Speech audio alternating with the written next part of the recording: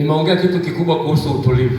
Mungu akupe neema ya utulivu. Amen. Mungu akupe neema ya utulivu. Amen. Pokea neema ya utulivu. Napokea kwa jina. Pokea neema ya utulivu kwa jina la Yesu. Napokea kwa jina. Utulivu wa rohoni, pokea neema ya utulivu kwa jina la Yesu. Napokea kwa jina la Yesu. Amina, amina. Amen. Huu ni utajiri.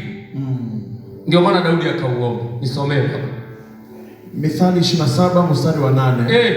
Biblia inasema kama ndege huko na huko, kama ndege ende huko na huko, mbali na kitundu chake, ndivyo alivyo mtu aendaye huko na huko, mbali na mahali pake. I say, mbona andiko ni kali? Hebu rudia baba.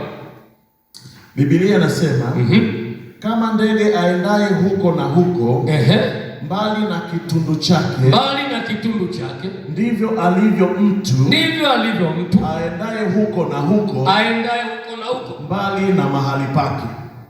Jamani, neno la Mungu la ajabu sana. Kuna ndege ambaye anaenda huko na huko, mbali na tundu lake. Yaani huyu ndege hana utulivu. Huyu ndege amekamatwa na roho ya mahangaiko. Ana tundu lake anatakiwa kuingia pale. Sawa? Biblia inasema anaenda huko na huko, mbali na tundu lake. Ndivyo alivyo mtu yule aendaye mbali na mahali pake. Ili uwe salama kiroho, unapaswa kuwa na utulivu na pale mahali Mungu alipokuchagua ukae. Una tundu lako. Amen. Sema nina tundu langu. Nina tundu langu. Amina. Amen. Sio kila tundu. Amina. Amina. Anasema huyu ndege anaenda huko na huko. Amekosa utulivu. Yes. Mimi pale sasa namshukuru Mungu. Wale washirika ndio nao pale. Uwezi ukawaingizia kitu kingine. Amen.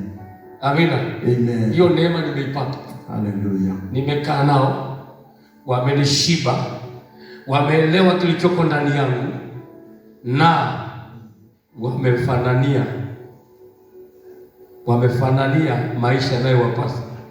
Wanafanana hata na baba yao. Ulitokea jaribu moja kubwa sana.